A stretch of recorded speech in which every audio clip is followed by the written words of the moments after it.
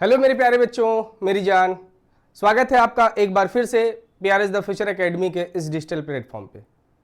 आज हम लोग फिर से मैथ की इस रोमांचकारी दुनिया का सैर करेंगे।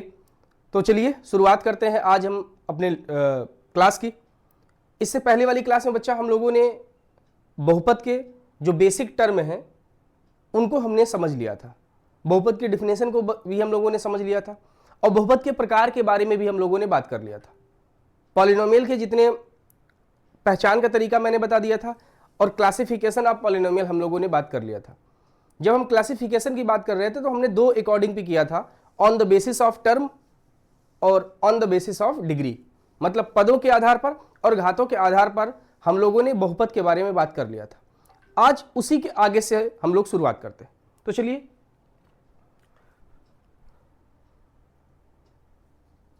यहां तक हम लोगों ने लगभग पढ़ लिया था, ठीक है। बहुपद के प्रकार, क्लासिफिकेशन ऑफ पॉलिनोमियल्स देख लिया था।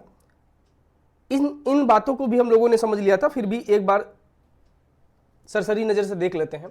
देखिए बच्चा, अगर हम टर्म के अकॉर्डिंग देखेंगे तो तीन टाइप के बहुपद मैंने आपको बताए थे। एक बताया था मैंने एक पदी, मतलब मोनोमियल। मोनोमियल का मतलब ये होता है बच्चा जिसमें मैक्सिमम टर्म कितने होते हैं, एक होता है। अगर कोई पॉलिनोमियल आपके सामने दिया है और उसकी मैक्सिमम टर्म एक है, मतलब उसमें एक पद है, तो उसको बोलेंगे बच्चा मोनोमियल एक पदी। एग्जाम्पल जैसे देखिए 5x 4x 10y², समझ पा रहे। दूसरा आप लोगों ने देखा था द्विपदी, बाइनोमियल।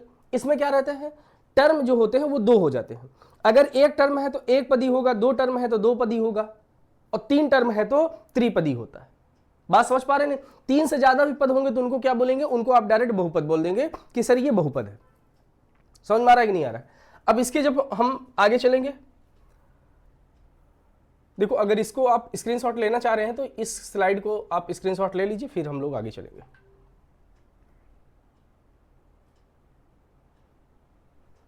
चलो बच्चा, पदों के आधार पर,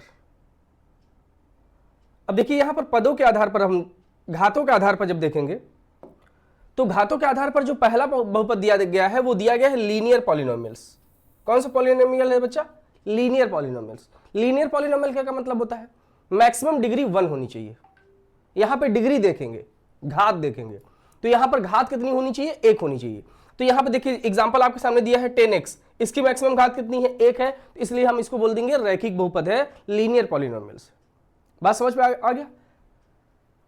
अब इसमें देखिए पद दो है, 10x + 3 में पद दो है, लेकिन घात कितनी है, तो आप कहेंगे घात एक है। अगर घात एक होती हो तो वो रैखिक बहुपद होता है। घात दो हो जाएगी तो द्विघात बहुपद, मतलब क्वाड्रेटिक पॉलिनोमियल्स, और घात 3 हो जाएगी तो क्यूबिक पॉलिनोमियल्स। समझ पा रहे? आपको जो पढ़ना है, आपके जो सिलेबस का पार्ट है वो पूरा का पूरा द्विघात बहुपद है। द्विघात बहुपद हमको पूरा अच्छे से पढ़ना है। थोड़ा सा हम त्रिघात बहुपद के बारे में भी बात करेंगे। समझ में आ गया? तो ये हमारा घातों के आधार पर रैखिक बहुपद हो गया। उसके बाद देखो घातों के आधार पर त्रिघात बहुपद। यहां पर देखो एक चीज मिसिंग है, वो है द्विघात बहुपद। देखिए यहां पर रैखिक बहुपद दिया गया है और यहां पर बच्चा त्रिघात बहुपद दिया गया है, तो यहां पे द्विघात बहुपद नहीं है। तो चलिए हम लोग द्विघात बहुपद को यहीं पे समझ लेते हैं। चलिए यहां पर हम लोग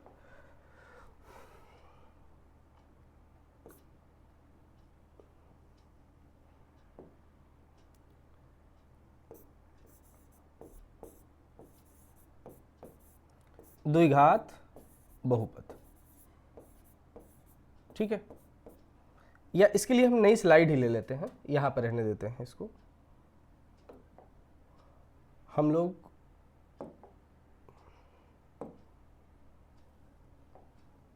ये देखिए यहां पर समझते हैं।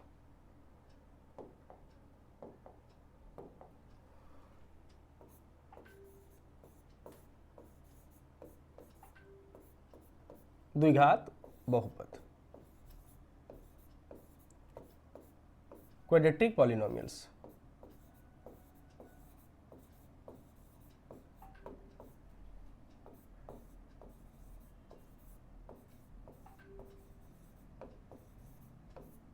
ठीक है बच्चा, इसी के बारे में बात करेंगे। तो देखिए ये जो क्वाड्रेटिक पॉलिनोमियल्स होता है, द्विघात बहुपद होता है, इसका एक स्टैंडर्ड फार्मूला होता है, एक मानक सूत्र होता है।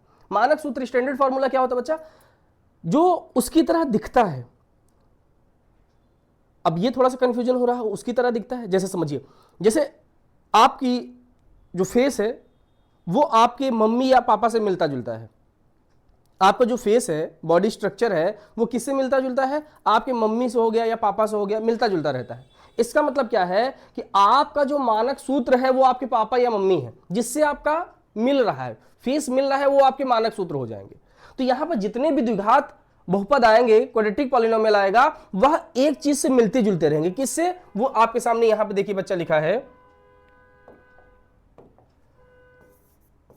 ax square plus bx plus C. ये स्टैंडर्ड फॉर्म है, ये बच्चा इसका स्टैंडर्ड फॉर्म है, ax square plus bx plus C. ठीक है, इसको बोलेंगे standard form of quadratic polynomials, standard form, मानक सूत्र इसको बोलते हैं। ठीक है, अब यहां पे ध्यान से देखिएगा, यहां पे तीन चीज दिया गया, ए दिया है, बी दिया है, सी दिया है। इन्हीं तीनों को हमको समझना है।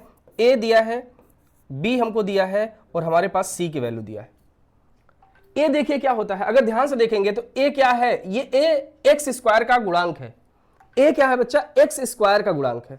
बी क्या है? एक्स का गुणांक। गुणांक क्या होता है? जो वेरिएबल के साथ लगा हुआ होता है। जैसे एक्स के साथ जो मल्टीप्लाई में लगा है वो एक्स का गुणांक हो जाएगा, जो एक्स स्क्वायर के साथ मल्टीप्लाई में लगा है वो एक्स स्क्वायर का गुणांक हो जाएगा। बात समझ पर? जैसे मैं यहां पे लिखना चाहूं 2x square plus 4x plus 3, तो देखिए एक्स स्क्वायर के साथ क्या लगा है यहां पर? आप कहेंगे सर 2 लगा है, तो इसका मतलब ये जो 2 है वो एक्स स्क्वायर का कोफिशिएंट हो जाएगा। यहां पे x के साथ क्या लगा हुआ है? x के साथ 4 लगा हुआ है, तो 4 क्या हो जाएगा? वो x का कोफिशिएंट हो जाएगा। ध्यान से देखिए, ये x स्क्वायर का कोफिशिएंट 2, एक्स स्क्वायर का गुणांक 2 है, और x का गुणांक कितना है? 4 है। समझ पा रहे हैं? तो इसी चीज को हम यहां पे समझते हैं, इसको इरेज करते हैं। तो a क्या है बच्चा? a है एक्स स्क्वायर का गुणांक। a हमारा है एक्स स्क्वायर का गुणांक, coefficient of x square, coefficient of x square. दूसरा बच्चा देखिए b क्या दिया गया? b है x का गुणांक, x का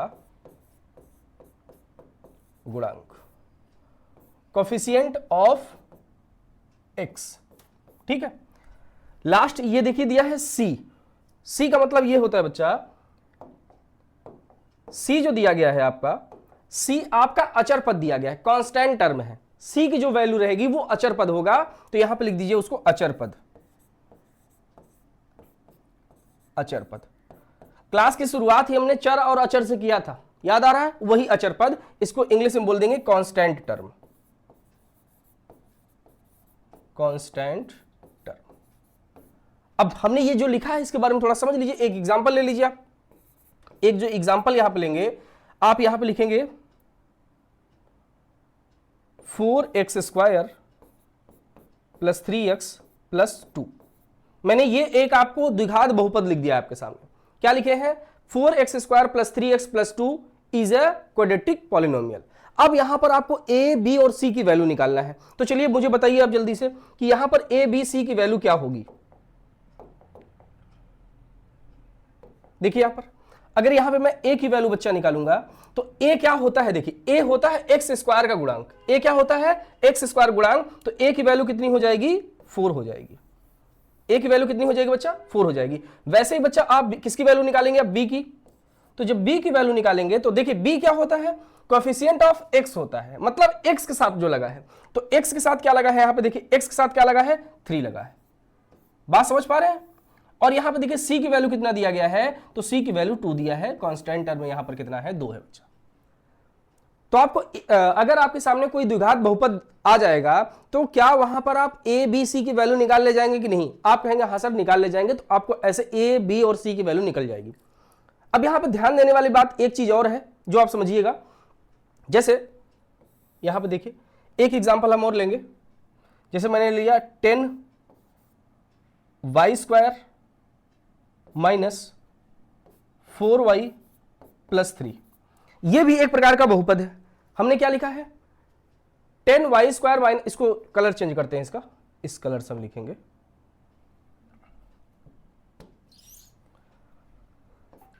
10y² माइनस 4y प्लस 2। ये हमारे सामने एक द्विघात बहुपद है, 10y² माइनस 4y प्लस 2। यहां पर भी आपको किसकी वैल्यू निकालना है बच्चा? यहां पर भी आपको a की वैल्यू निकालना है, यहां भी आपको b की वैल्यू निकालना है, और यहां पर आपको c की वैल्यू निकालना है। कुछ दिक्कत नहीं है। आप देखिए, अब आपके दिमाग में आ रहा होगा कि सर ये बताइए, आपने बोला था जो a होता है वो तो x² का गुणांक होता है, तो यहां पे तो सर x² है ही नहीं, इसका क्या मतलब है? तो बच्चा x² नहीं है तो y है ना, तो यहां पर आप देखेंगे y² का क्या कोएफिशिएंट है, यहां पर देखेंगे अब y का क्या कोएफिशिएंट है। तो यहां पर ये बदल सकता है, x की जगह y हो सकता है, y की जगह z हो सकता है, z की जगह t हो सकता है, a कुछ और हो सकता है। बात समझ पा रहे कि नहीं समझ पा रहे? बस आपको ये ध्यान देना है, जैसे यहां पर देखिए ये जो पॉलिनोमियल दिया है ये x में है, x वेरिएबल में है, और यहां पे जो पॉलिनोमियल दिया गया है, बहुपद दिया गया है, वो y वेरिएबल में है। तो यहां पर आप y से कंपैरिजन करिएगा। तो ध्यान से देखिए, a मतलब होता है इसका स्क्वायर वाले का कोएफिशिएंट, तो y² की वैल्यू कितनी है? 10 है, तो a की वैल्यू बच्चा हो जाएगी 10। फिर यहां पे देखिए b की वैल्यू कितना है, तो आप कहेंगे सर 4 है। नहीं बच्चा, 4 नहीं है, इसकी वैल्यू 4 नहीं है। क्या तब 4 नहीं है, तब क्या है बच्चा? तो देखिए यहां पर प्लस है, यहां पर स्टैंडर्ड फॉर्म में क्या है? प्लस है, और यहां पर क्या है? माइनस है, तो माइनस वाली आप वैल्यू ले लेंगे, -4 लेंगे। प्लस रहेगा तो +4 लेना है, माइनस रहेगा तो माइनस लेना है, ये आपको ध्यान रखिएगा। तो यहां पर जैसे 10 है, तो 10 को मैं +10 लिखूं या सिर्फ 10 लिखूं, बात उतनी ही है। इसीलिए हम यहां पर जब प्लस आता है तो प्लस का साइन नहीं लगाते हैं, बट जब बच्चा माइनस आता है तो उसका साइन हम लोग लगाते हैं। आगे चलिए, यहां पर c की वैल्यू आप लोग बताइए, तो यहां पर c की वैल्यू हो जाएगी बच्चा 2। तो इस प्रकार से आपको यह चीज समझ में आई कि जो द्विघात बहुपद होता है, ये क्वाड्रेटिक पॉलिनोमियल्स होता है, ये इस टाइप का आपका बनता है। समझ में आया कि नहीं आया? कोई दिक्कत नहीं। आगे चला जाए, अभी इसमें और हम लोग बात करेंगे, ठीक है? तो हम लोग अगली स्लाइड में चलते हैं, ठीक है? यहां पे देखिए, अभी हम लोग उसी के बारे में बात करेंगे, द्विघात बहुपद के बारे में ही बात करेंगे। द्विघात बहुपद,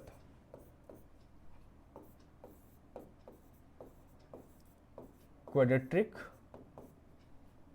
पॉलिनोमियल, ठीक है बच्चा?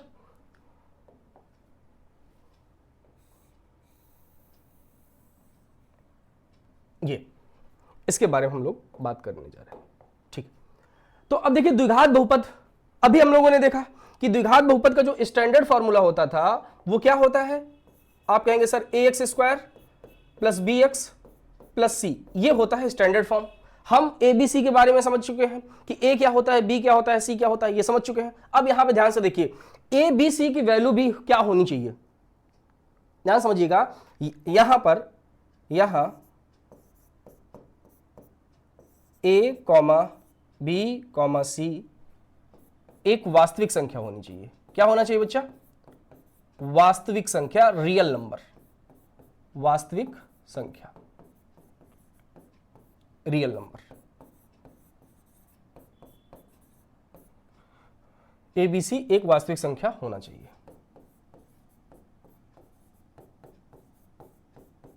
ध्यान से देखिए, जो द्विघात बहुपद होता है उसमें जो a होता है, b होता है, c होता है, वो क्या होना चाहिए भैया? रियल नंबर होना चाहिए। क्या होना चाहिए? रियल नंबर होना चाहिए।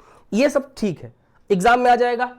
ax² plus bx plus c में है a b c, real number है, a b c काल्पनिक संख्या है, ऐसे करके आपको ऑप्शन देगा। पूर्ण संख्या है, परिमेय संख्या है, अपरिमेय संख्या है, तो वहां पर आप लोग देखिएगा कि a b c क्या होना चाहिए? वास्तविक संख्या होना चाहिए। इसका मतलब ये वाला ऑप्शन सही हो जाएगा। समझ पा रहे कि नहीं समझ पा रहे? अब यहां पर एक चीज और है, यहां पर बच्चा a की जो वैल्यू है वो कभी भी 0 नहीं होना चाहिए। क्या हमने बात किया? a की वैल्यू कभी भी 0 नहीं होना चाहिए। क्यों सर? अगर a की वैल्यू 0 हो जाएगी तब देखो बहुत बड़ी दुर्घटना घट जाएगी। कैसे? देखिए ऐसे, देखिए मैं एक एग्जांपल लेता हूं, जैसे 0x² प्लस 3x प्लस 2, हमने यहां पे ले लिया है। और यहां पर अगर आप ध्यान से देखेंगे तो यहां पर बच्चा a की वैल्यू कितनी है, आप कहेंगे सर 0 है। b की वैल्यू कितनी है, आप कहेंगे सर 3 है। और c की वैल्यू कितनी है, तो आपका आंसर होगा 2। बात समझ पा रहे हो कि नहीं समझ पा रहे हो? लेकिन यहां पर ध्यान से देखो, ध्यान से देखो, ये 0x² है, इसका क्या मतलब होता है? देखो, जैसे इसका मतलब ये है कि 0x², इसको आप बच्चा ऐसे लिखेंगे 0 × x²। 0x² का मतलब होगा 0 × x²। और आपको पता है कि किसी भी नंबर में, वो कितना बड़ा शक्तिशाली नंबर हो, जब उसमें आप 0 से गुणा कर देते हो, 0 से मल्टीप्लाई कर देते हो, तो उसका आंसर आता कितना है? 0 आता है। नहीं समझ में आया? किसी भी नंबर, दुनिया का कोई भी नंबर है, अगर उसमें आप 0 से मल्टीप्लाई कर दोगे, 0 से गुणा कर दोगे, तो उसका आंसर कितना हो जाएगा बच्चा? 0 हो जाएगा। उसका आंसर 0 हो जाएगा। इस वजह से अगर यहां पर a का जो कोफिशिएंट है, अगर उसको आप 0 कर दोगे, तो ये जो टर्म है, ये वाली जो टर्म है, वो 0 हो जाएगी। ये वाली टर्म, अगर इसको मैं आगे यहां से देखिए, अगर इसको मैं ऐसे लिखूंगा तो ये 0 हो जाएगा, प्लस 3x और प्लस 2। और आपको पता है 0 में अगर 3x को आप ऐड करेंगे तो कितना हो जाएगा? 3x + 2। क्या ये बनेगा कि नहीं बनेगा? जब इसको आगे सॉल्व करेंगे तो ये आएगा 3x + 2। और मुझे आप बताइए 3x + 2 क्या द्विघात बहुपद है? इसकी अधिकतम घात कितनी है, मैक्सिमम डिग्री कितनी है? आप कहेंगे सर 1 है। इसका मतलब ये रैखिक हो जाएगा। अच्छा, रैखिक हो जाएगा तो द्विघात तो रहा नहीं। इसका मतलब यह है बच्चा कि जो a b c आपके सामने a b c वास्तविक संख्या है, इसमें a की वैल्यू कभी भी 0 नहीं होनी चाहिए। यह ध्यान में रखिएगा कि द्विघात बहुपद में जो कंडीशन होती है a b c की, a की वैल्यू कभी 0 नहीं होना चाहिए। देखो, b और c 0 हो सकते हैं, b और c की वैल्यू 0 हो सकती है, लेकिन a की वैल्यू 0 नहीं हो सकती। ये अपने दिमाग में आप लोग याद रखिएगा। कैसे? b की वैल्यू अगर 0 हो जाएगी तो ध्यान से देखो, अगर यहां पर x की जगह, यहां पर देखो बच्चा 3 की जगह पर मैं 0 रखता, तो 3 की जगह पर हम 0 जगह रखते हैं, तो 0 का मल्टीप्लाई x में होता तो ये 0 हो जाता। लेकिन तब भी तो हमारे पास x² तो रहता ना, अधिकतम घात तो रहती 2 ना। इस वजह से आप हमेशा समझिएगा कि यहां पे जो a b c की वैल्यू है, उसमें a की वैल्यू कभी भी 0 नहीं हो सकती, b और c की वैल्यू 0 हो सकती है। क्या इतनी बात आपको समझ में आई? बढ़िया लगा? चलो, इसको मैं इसको हटा देते हैं, या रखा रहने दीजिए। आप इसकी स्क्रीनशॉट लीजिए, फिर हम लोग आगे के बारे में बात करेंगे।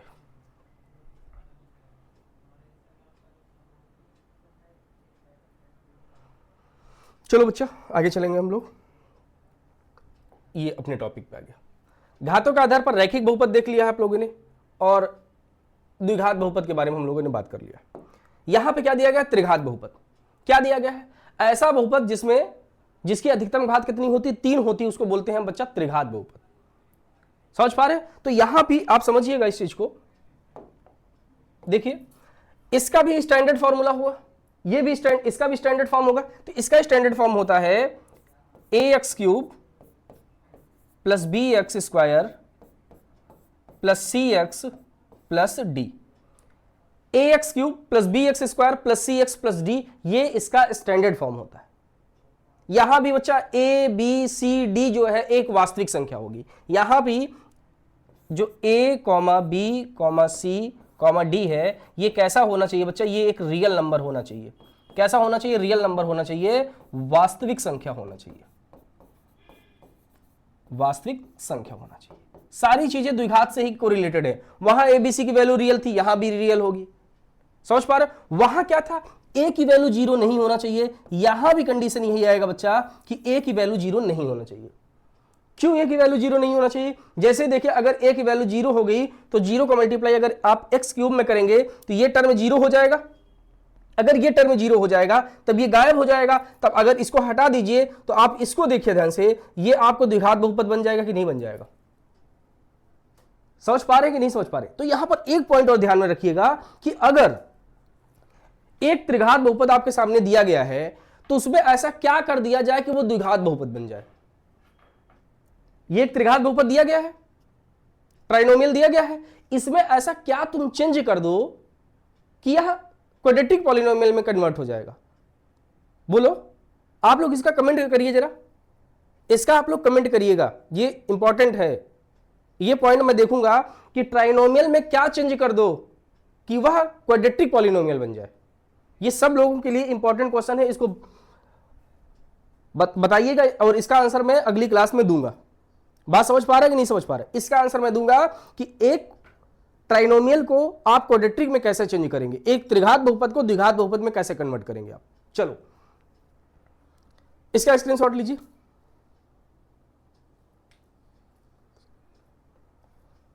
आइए बच्चा हम लोग आगे चलते हैं। हाँ, ये स्पेशल केस है आपका, बड़ा मोस्ट इंपॉर्टेंट टॉपिक है ये। यहां से ऐसा हो नहीं सकता कि क्वेश्चन बने ना, 100% बनेगा। यहां पे दो टर्म दिया गया है, एक अचर बहुपद दिया गया और एक शून्य बहुपद दिया गया। चलिए देखिए यहां पर अचर बहुपद, इसको बोलेंगे कांस्टेंट पॉलिनोमियल, कांस्टेंट पॉलिनोमियल, ठीक है।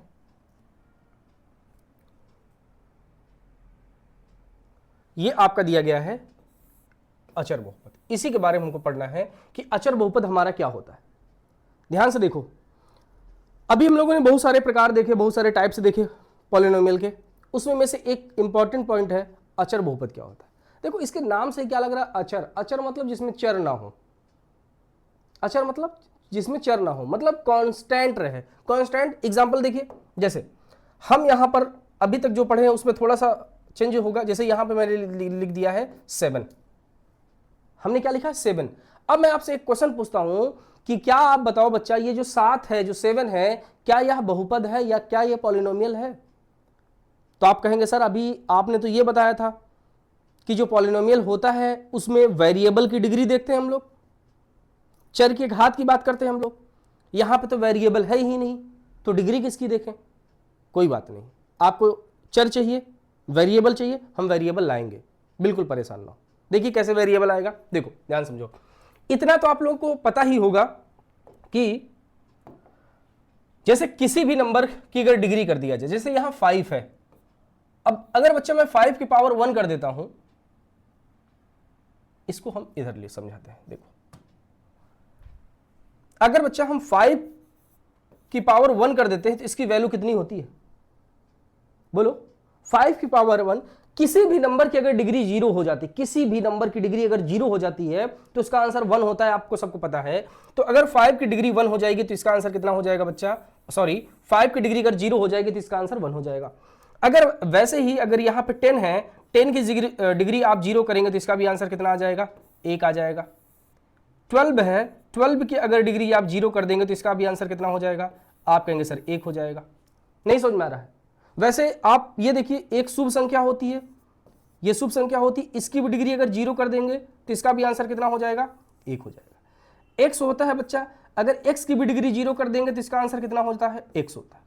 सबको ये पता है, किसी भी नंबर वेरिएबल हो या कांस्टेंट हो, अगर उसकी हम लोग डिग्री 0 कर देते हैं तो उसका आंसर 1 हो जाता है। समझ में आ गया कि नहीं? अच्छा ठीक है, इतनी बात समझ में आ गई सर, इसके बाद तो बताइए, इतना तो हम समझ गए। तो चलो, अगर इतना तुम समझ गए हो तो ये बताओ ये जो 7 है, क्या आप 7 को 7 into 1 नहीं लिख सकते हो? ये जो 7 लिखा है, 7 को आप 7 मल्टीप्लाई 1 लिख सकते हो कि नहीं लिख सकते हो? आप कहेंगे हाँ लिख सकते हैं, इसमें कौन सी बड़ी बात है, लिख दिया, बहुत बड़ी बात है। देखो ना, देखो, अच्छा 7 into 1, 1 की जगह पे क्या आप ये नहीं रख सकते हो x की पावर 0? क्योंकि x की पावर 0 की वैल्यू कितनी है? 1 होती है। तो 1 की जगह पे आप बच्चा 7x पावर 0 नहीं लिख सकते हो? आप कहेंगे हाँ सर लिख देंगे। तो अगर इसको आप ऐसे लिख सकते हो तो आपको पता है कि जैसे यहां पर कोई नंबर है, जैसे 7 है, 7 का मल्टीप्लाई अब आप x में करेंगे तो आप कहेंगे सर 7x आंसर होता है कि नहीं? तो वैसे 7 का मल्टीप्लाई अगर इसमें आप कर देंगे तो हो जाएगा 7 की पावर ये ऐसा 7x टू द पावर 0। समझ में आ गया? अब आप ये बताओ, अब इसमें अपने डिफिनेशन के हिसाब से जाओ, क्या यह बच्चा पॉलिनोमियल है कि नहीं? तो आप कहेंगे सर रुकिए सोचते हैं। हम कहेंगे हाँ अच्छा सोचो कैसे सोचोगे? वेरिएबल चर की घात देखना है, चर यहां पर x है और x की घात 0 है, और 0 बताओ होल नंबर पूर्ण संख्या होती है कि नहीं होती है? होल नंबर होता है, हाँ होता है। इसका मतलब ये जो नंबर है 7x टू द पावर 0, यह एक बहुपद है कि नहीं है?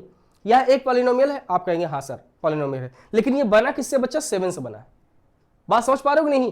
क्योंकि आपको अच्छे से पता है 7 की डिग्री जो जीरो होती है, 7 की डिग्री जो जीरो होती है बच्चा, इसका आंसर 1 होता है, और 1 का मल्टीप्लाई 7 में करेंगे तो ये वापस 7 आ गया कि नहीं आ गया?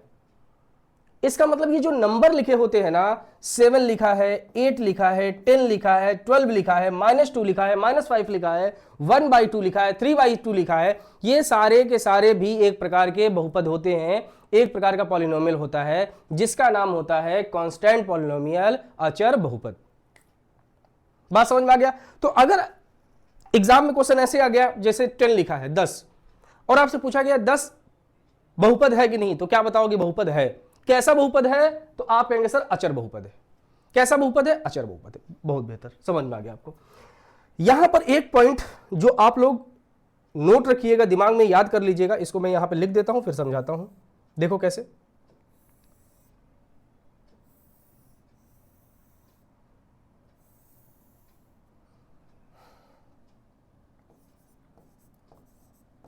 अचर बहुपद की, अचर बहुपद की घात क्या होगी? बताइए। जैसे यहां पर अचर बहुपद की घात है, वो क्या होगी? तो आप कहेंगे सर अचर बहुपद की घात कितनी हो जाएगी? 0 हो जाएगी। नहीं होगी। तो ये क्वेश्चन डायरेक्ट एग्जाम में आएगा कि अचर बहुपद की घात होती है, तो आप बताएंगे जी कि अचर बहुपद की घात जो होती है वो होती है बच्चा 0। कांस्टेंट पॉलिनोमियल की जो डिग्री होती है वो होती है 0। Degree of constant polynomial equal 0। ये याद रखिए। क्यों? क्योंकि देखो ना, यहां की डिग्री देखो, यहां की डिग्री कितनी है? आप 1 है इसकी। इसका मतलब जो अचर बहुपद होता है, कांस्टेंट पॉलिनोमियल होता है, उसकी डिग्री कितनी होती है? 0 होती है। एग्जाम में आने वाला क्वेश्चन है, इसलिए याद रखना इस पॉइंट को।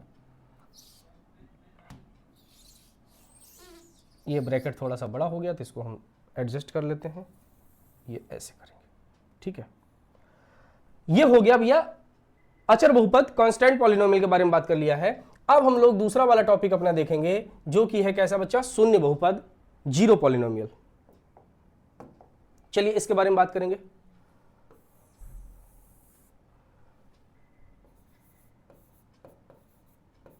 शून्य बहुपद,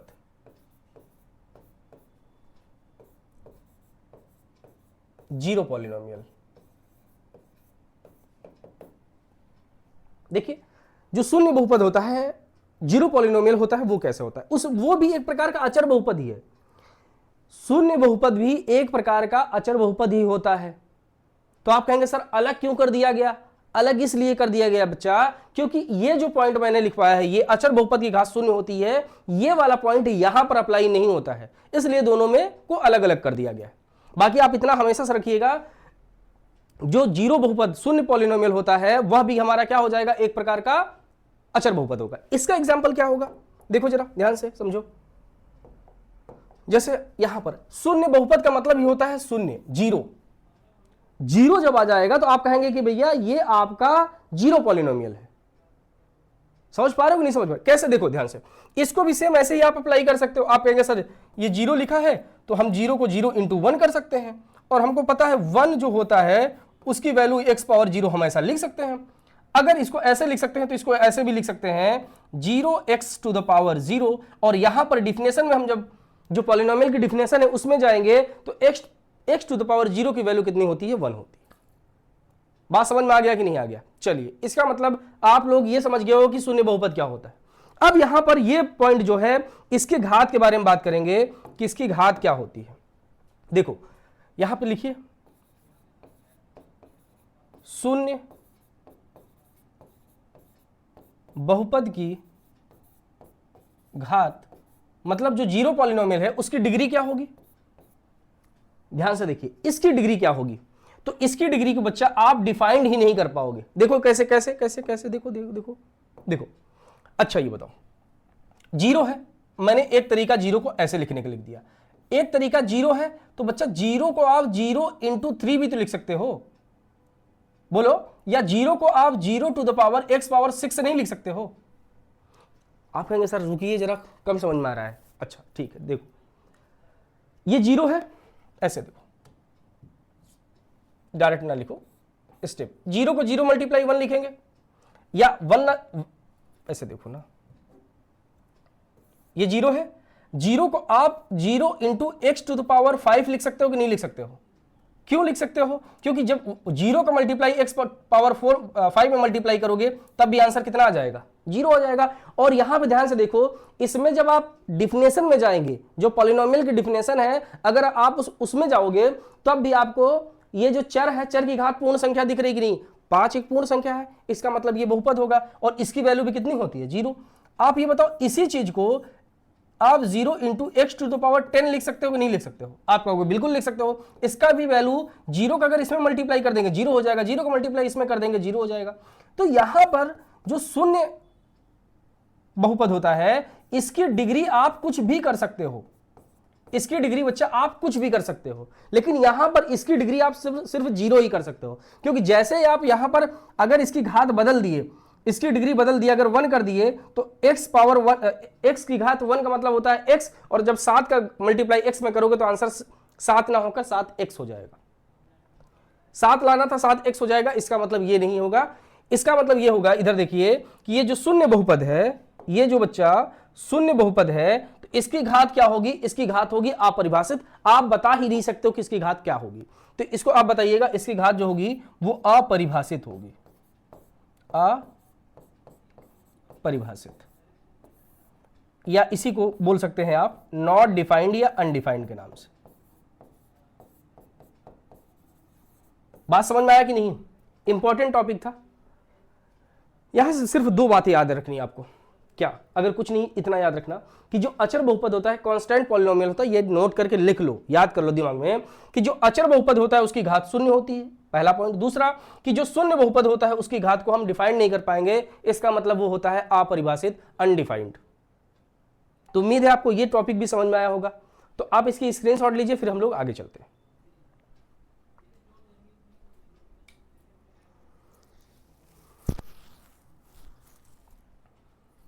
चलो बच्चा आगे चलते हैं हम लोग।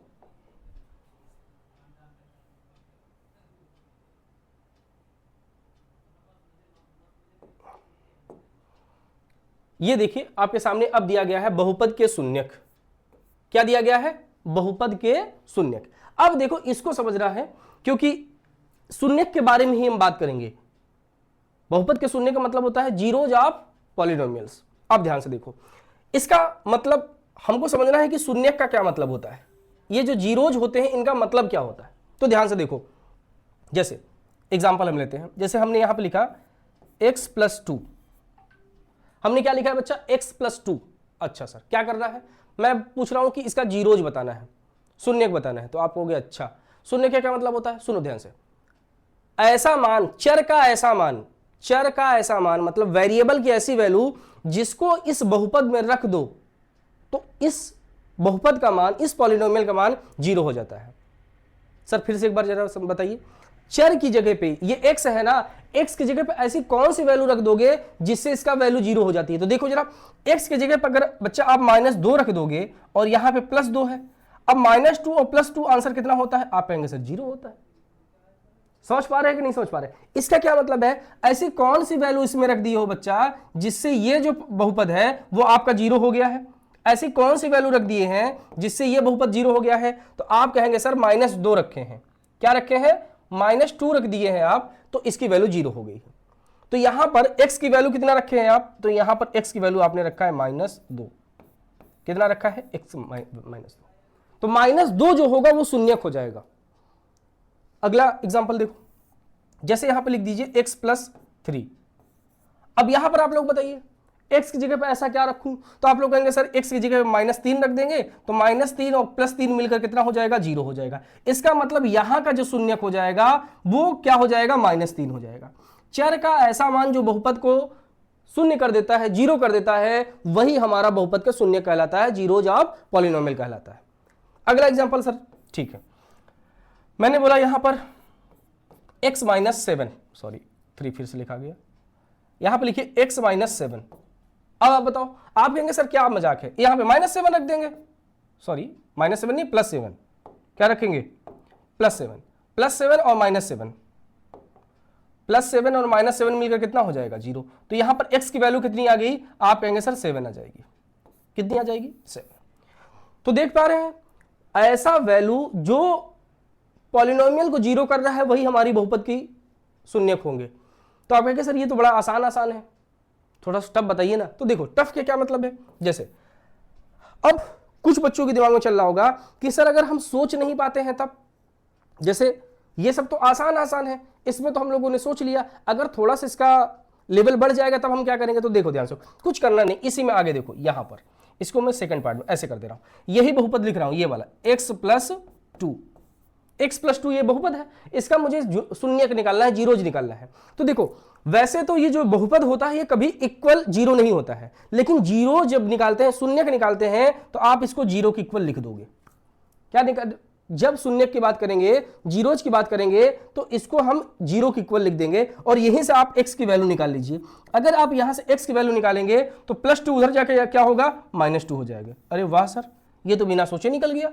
हाँ बिल्कुल निकल जाएगा, देखो आगे देखो, इसको देखो आगे, ये x+3 दिया है, शून्यक निकालना है तो इसको जीरो के बराबर कर देंगे, बस यहीं से x की वैल्यू निकाल लेंगे, तो कितनी आ जाएगी, -3 आ जाएगी। देखो यहां -3, यहां -3। अच्छा सर इसको भी बताइए जरा, देखो बता रहे हैं, यहां पे दिया गया है x-7, इसको जीरो के बराबर कर देंगे और यहां से x की वैल्यू कितनी आ जाएगी, 7 आ जाएगी। इसका मतलब यह है कि कुछ भी हमारे सामने कुछ भी दिया रहेगा, अगर उसका हमको शून्यक निकालना है तो उसको जीरो के बराबर में कर देंगे, जीरो के इक्वल में कर देंगे। किसको जीरो के इक्वल में करेंगे, उस पॉलिनोमियल को करेंगे। देखो यहां पे जैसे थोड़ा सा अगर हम टफ लेंगे तो यहां लिख सकते हैं 2x + 7 = 0 है। जीरो पहले नहीं लगाते हैं, पहले इसको ऐसे लिख देते हैं, ठीक है। 2x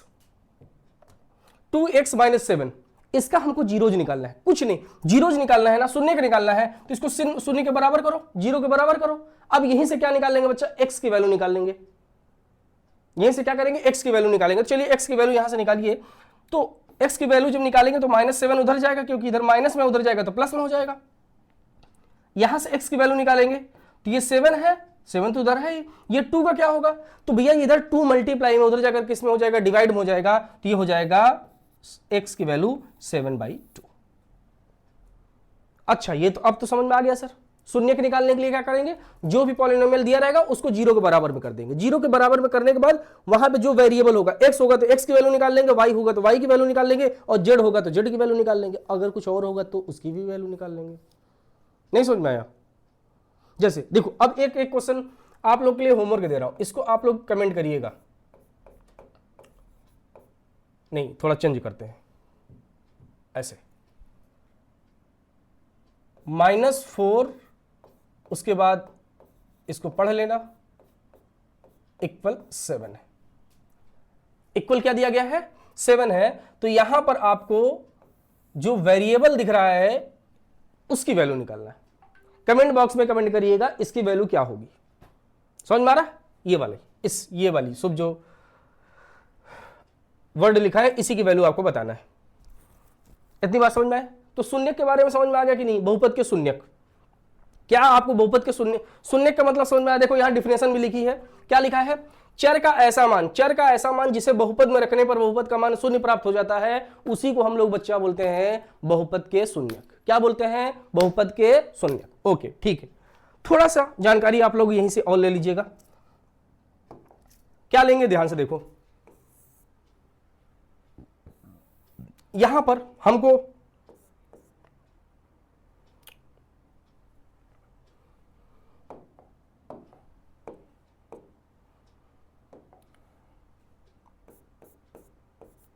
रैखिक बहुपद पढ़ा था, अच्छा पढ़ा था, रैखिक बहुपद, लीनियर पॉलिनोमियल। देखो अब शून्यकों की संख्या के बारे में बात करते हैं, नंबर ऑफ जीरोज के बारे में बात करते हैं।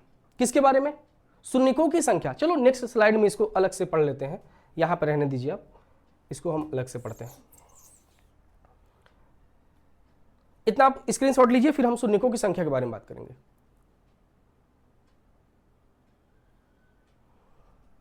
चलिए बच्चों,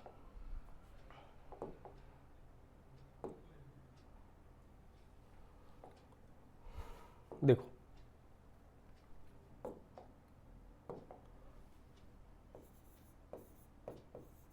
शून्यकों की संख्या,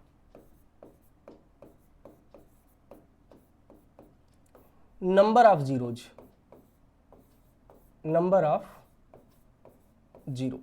इसी के बारे में हम लोग बात करेंगे। हम लोग बात करेंगे बच्चा नंबर ऑफ जीरोज के बारे में, ठीक है।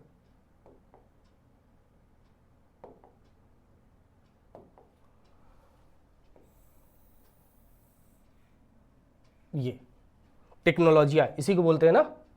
चलो,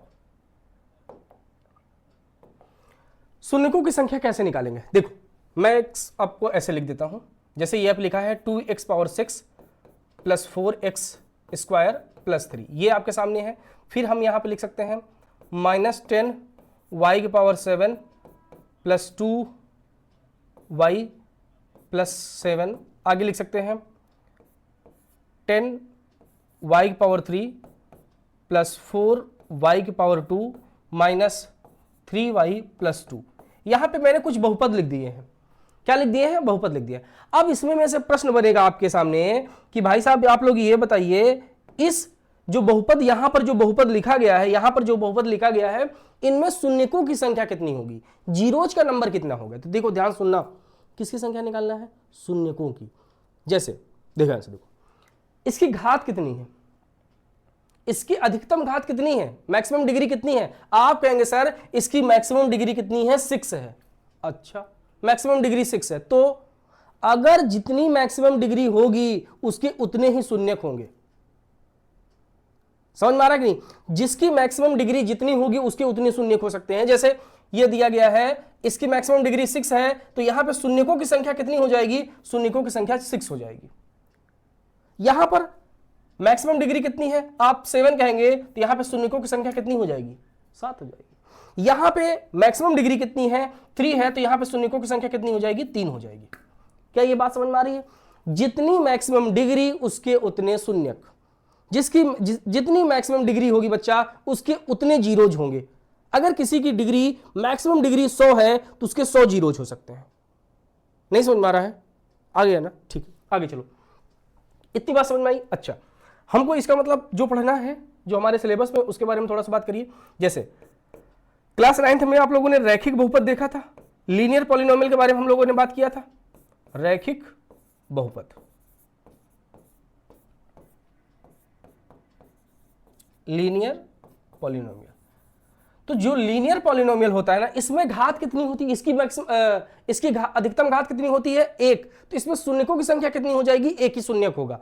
तो यहां पर बच्चा जो शून्यकों की संख्या होगी, शून्यकों की संख्या, शून्यकों की संख्या। तो देखो, जो रैखिक बहुपद होता है, लीनियर पॉलिनोमियल होता है, उसमें शून्यकों की संख्या कितनी हो जाएगी? 1 होगी। क्यों 1 होगी? क्योंकि रैखिक बहुपद की जो मैक्सिमम डिग्री होती है वो 1 होती है। समझ में आया? आगे चलिए, दूसरा पॉइंट, द्विघात बहुपद। द्विघात बहुपद, इसको हम बोलेंगे क्वाड्रेटिक पॉलिनोमियल।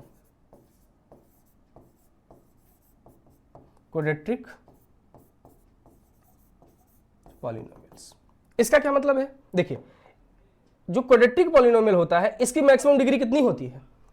जो द्विघात बहुपद होता है उसकी अधिकतम घात कितनी होती है? 2। तो इसमें शून्यकों की संख्या कितनी हो जाएगी? 2 हो जाएगी।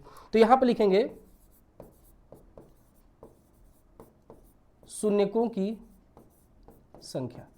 तो यहां पे शून्यकों की संख्या जो हो जाएगी बच्चा, वो हो जाएगी 2। समझ में आया? ऐसे ही त्रिघात बहुपद होता है।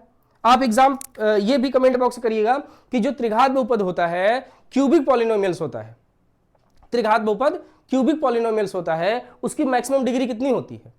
आप लोग ये कमेंट बॉक्स में कमेंट करिएगा कि जो त्रिघात बहुपद होता है, क्यूबिक पॉलिनोमियल होता है, उसकी मैक्सिमम डिग्री कितनी होती है। तो हम लोगों ने क्या किया? हम लोगों ने शून्यक के बारे में भी बात कर लिया है, शून्यक कैसे निकालते हैं इसके बारे में बात कर लिया है, और शून्यकों की संख्या कैसे होती है उसके बारे में भी बात कर लिया है। अभी शून्यक निकालते कैसे हैं इसके बारे में और डीपली बात किया जाएगा, लेकिन इतना आपको समझ में आया कि नहीं? ठीक है, इतना समझ में आया? स्क्रीनशॉट दीजिए, फिर हम लोग आगे चलेंगे।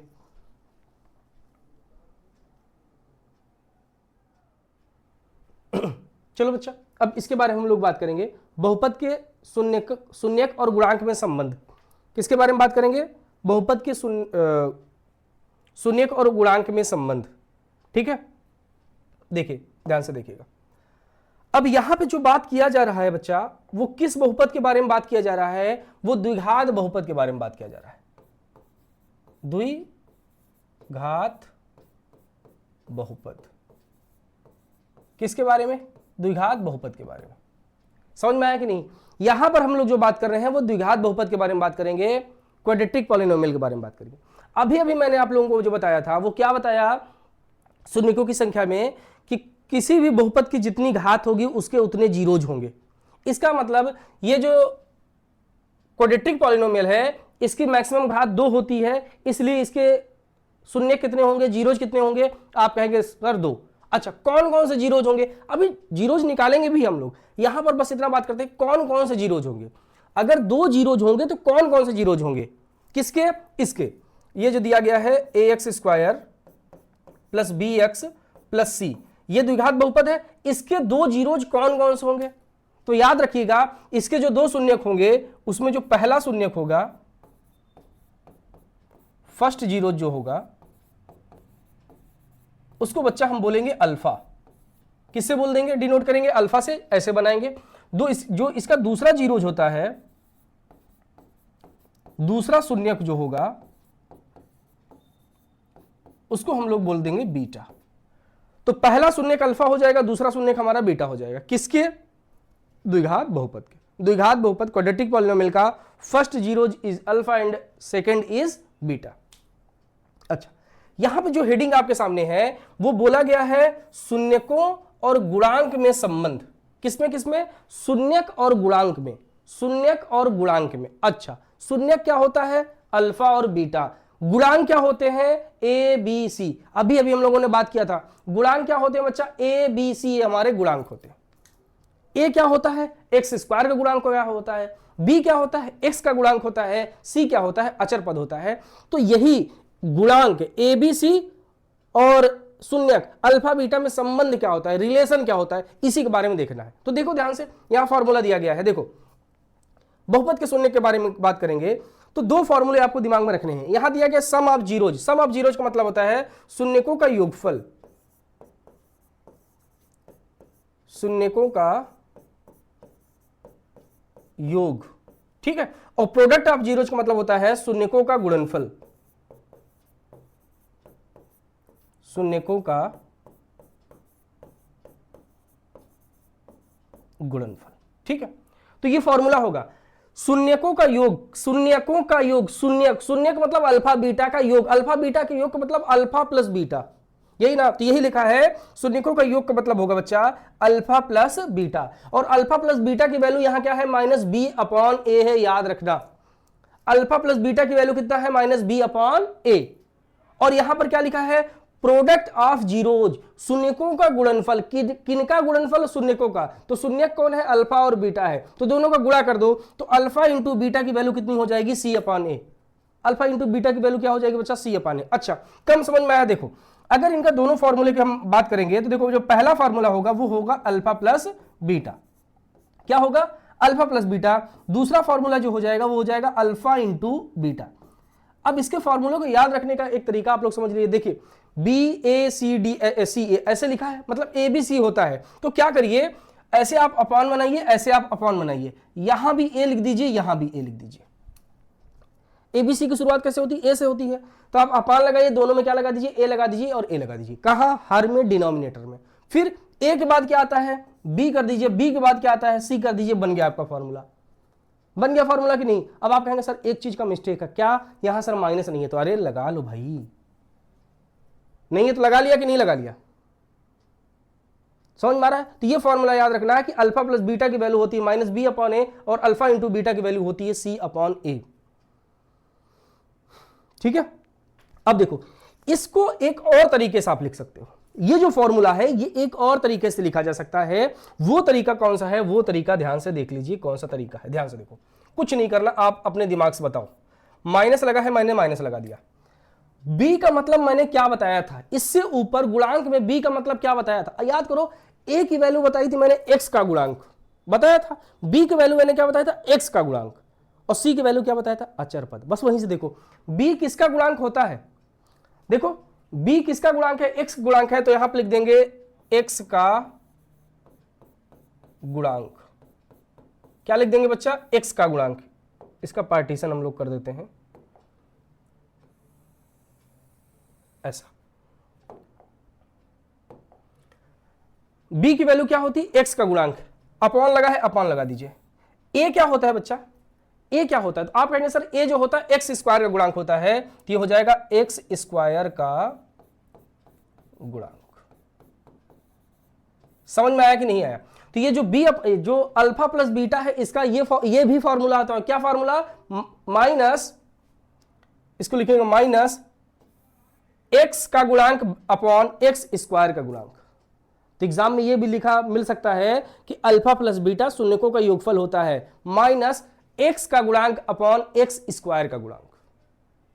ठीक है, दूसरा देखिए c अपॉन ए दिया है, ये क्या दिया है, c अपॉन ए। तो c का मतलब क्या होता है, देखो c का मतलब अचर पद, तो यहां आप लिख सकते हो अचर पद, अचर पद, और अपॉन में a क्या होता है बच्चा, तो a देखिए क्या होता है, x का गुणांक, एक्स स्क्वायर का गुणांक, तो यहां लिख देंगे एक्स स्क्वायर का गुणांक।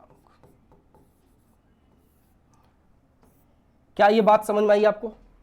तो इस प्रकार से हम लोगों ने ये देखा relation between zeros and coefficient. याद रखना है शून्यकों और गुणांक में संबंध ये होता है, पहला फॉर्मूला होता है अल्फा प्लस बीटा, जिसको हम लिखते हैं माइनस बी अपॉन ए। इसी को हम दूसरे तरीके से क्या लिख सकते हैं, एक्स का गुणांक अपॉन एक्स स्क्वायर का गुणांक। दूसरा प्रोडक्ट ऑफ जीरोज, शून्यकों का गुणनफल अल्फा इंटू बीटा होता है, जिसको हम सी अपॉन ए लिखते हैं, और सी का मतलब होता है अचर पद और ए का मतलब होता है एक्स स्क्वायर का गुणांक। तो ये दोनों फॉर्मूले, ऐसा हो नहीं सकता है कि एग्जाम में ना आए। याद रख लो, आज से याद रखना है, कब तक, जब तक आप मैथ का पेपर देकर नहीं आते हो, तब तक आपको ये याद रखना है, और गारंटी 100% है कि यहां से, सिर्फ यहां से आपको क्वेश्चन देखने को मिलेगा ही मिलेगा। बात समझ में आया कि नहीं आया? तो ये एक इंपॉर्टेंट टॉपिक था, इसको आप लोग स्क्रीनशॉट ले लीजिएगा। ठीक है, इसका स्क्रीनशॉट ले लीजिए पहले आप लोग।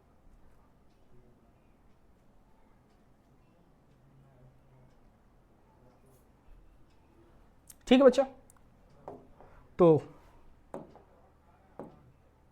आज लगभग सारे टॉपिक हमने कवर कर लिए हैं। ठीक है,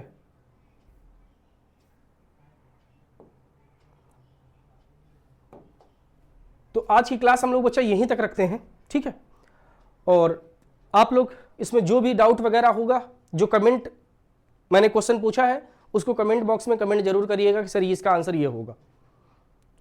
और जो बच्चे टेलीग्राम से अभी तक नहीं जुड़े हैं, वो टेलीग्राम से जुड़ जाएंगे।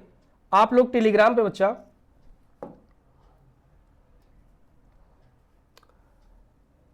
सर्च करिएगा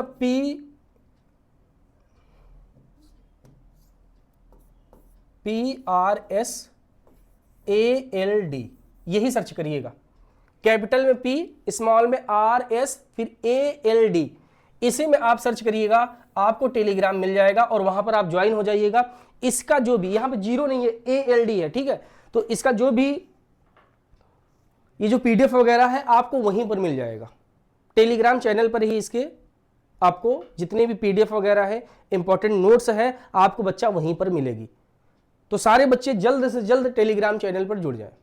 ठीक है, तो आज की क्लास हम लोग बच्चा यहीं पर रखते हैं। ठीक है, जय हिंद।